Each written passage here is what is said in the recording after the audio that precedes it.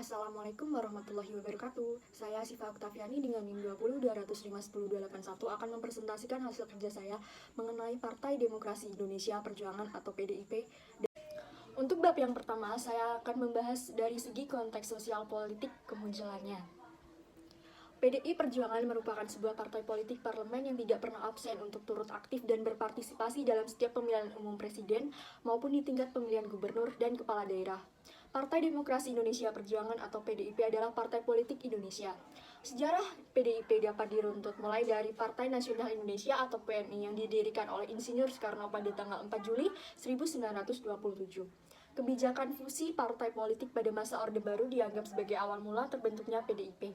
Pada tanggal 27 Februari 1970, Soeharto mengundang pimpinan 5 partai politik yaitu PNI atau Partai Nasional Indonesia, Parkindo atau Partai Kristen Indonesia, Partai Katolik, IPKI atau Ikatan Pendukung Kemerdekaan Indonesia, dan Murba.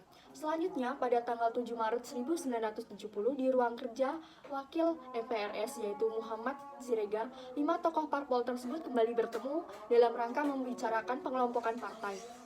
Pertemuan pun berlanjut pada tanggal 9 Maret 1970 dengan agenda pokok untuk penyelesaian deklarasi atau pernyataan bersama. Pertemuan antara 5 partai politik dan Presiden Soeharto kembali dilakukan pada tanggal 12 Maret 1970. Setelah melalui proses yang panjang, maka pada tanggal 10 Januari 1973 pukul 24.00, 5 parpol sepakat melebur menjadi satu wadah yang bernama Partai Demokrasi Indonesia atau PDI pada pertemuan di kantor Sekretariat PNI di Jalan Salimba Raya nomor 73 Jakarta. Pada bab yang kedua, saya akan membahas mengenai sistem kepemimpinannya.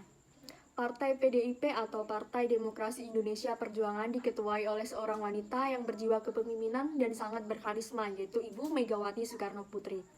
Keterwakilan perempuan di bidang legislatif bukan hanya masalah kesetaraan dan keadilan gender antara laki-laki dan perempuan saja. Namun, keterwakilan perempuan diharapkan dapat melahirkan keputusan-keputusan yang sangat luar biasa.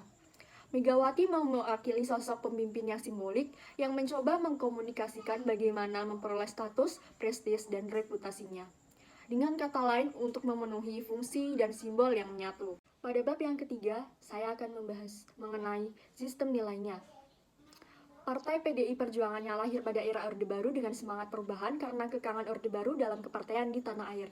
PDI Perjuangan telah banyak mewarnai kehidupan politik di negeri ini, mulai dari pusat hingga daerah. Artinya, partai ini telah menunjukkan kekuatan politik di masyarakat yang tentunya lahir tidak mudah dan penuh perjuangan. PDI Perjuangan yang lahir dengan ideologi nasionalis yang dibawanya telah mampu memantapkan posisi pada urutan 3 besar partai pemenang pemilu khususnya pada 3 periode ini. Artinya, sebagai partai, PDI Perjuangan mampu mencari dan mempertahankan kekuasaan politik melalui pemilihan umum. Hal yang buruk yang dilakukan oleh orang-orang PDIP yaitu ketidakmauan orang-orang PDIP dalam mengambil hikmah dan mengelola konflik yang bersarang dalam tubuhnya. Banyaknya konflik yang dirasakan dalam tubuh partai PDIP menjadikan adanya gugurnya kader-kader terbaik partai. Lemahnya pengelolaan konflik dalam tubuh partai mengakibatkan partai mudah pecah. Pada bab yang keempat, saya akan membahas mengenai kegiatan rutinnya.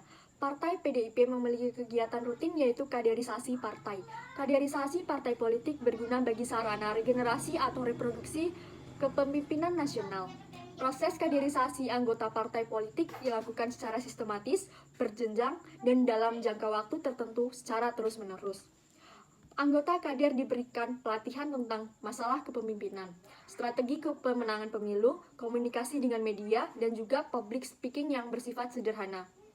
PDIP melakukan pemberhentian status keanggotaan apabila terdapat anggota yang meninggal dunia, mengundurkan diri, menjadi anggota partai politik lain, melanggar aturan, serta akan menduduki suatu jabatan. Pada bab yang kelima, saya akan membahas mengenai anggota partai politik. Rekrutmen anggota partai politik PDIP dilakukan dengan cara kaderisasi. Kaderisasi adalah proses pendidikan jangka panjang untuk mengoptimalkan potensi-potensi kader dengan cara mentransfer dan menanamkan nilai-nilai tertentu hingga nantinya akan melahirkan kader-kader yang tangguh. Untuk menjadi anggota partai politik PDIP tidak diperlukan syarat khusus. Tetapi kader muda PDIP harus mempunyai semangat juang kewarganegaraan dan harus dapat menguasai IT. Tetapi untuk maju dalam pilkada dari partai PDIP diperlukan syarat yaitu harus menjadi kader politik partai selama 3 tahun dan rekomendasi pengurus partai tempat calon tersebut berdomisili. Selain terdapat syarat-syarat yang telah ditetapkan oleh undang-undang, tentu Partai PDI Perjuangan juga mempunyai kualifikasi sendiri dalam melakukan rekrutmen politik. Latar belakang anggota kader biasanya berasal dari kalangan politik, pengusaha yang memiliki latar belakang perekonomian yang tinggi. Pada bab yang ke-6, saya akan membahas mengenai simbol kebudayaannya. Partai politik PDIP sebenarnya mempunyai nama asal yaitu PDI yang kemudian diganti oleh Megawati Soekarno Putri. Hal ini bermula pada tahun 1999 ketika Partai PDI akan maju mengikuti pemilu, tetapi pada saat itu terdapat syarat bagi PDI untuk maju ke pemilu karena suara partai tersebut sedang tidak bagus dikarenakan beberapa masalah. Lalu, untuk tetap maju dalam pemilihan umum, ketua partai merubahnya dan berganti nama menjadi PDI Perjuangan. Salah satu ciri yang paling mencolok dari partai ini adalah warna merah. Bagi partai PDIP, merah mempunyai perlambangan dari cinta dan kasih sayang, dan juga ketulusan. Salah satu kader PDIP menjelaskan bahwa merah bagi PDIP adalah kecintaan partai ini terhadap tanah air. Satu ciri lain dari lambang partai PDIP yaitu gambar berupa banteng hitam bermoncong putih dengan latar belakang merah di dalam lingkaran bergaris hitam dan putih. Warna dasar merah melambangkan berani mengambil risiko dalam memperjuangkan keadilan dan kebenaran untuk rakyat. Mata merah dengan pandangan tajam melambangkan selalu waspada terhadap ancaman dan berjuang. Moncong putih melambangkan dapat dipercaya dan berkomitmen dalam memperjuangkan keadilan dan kebenaran.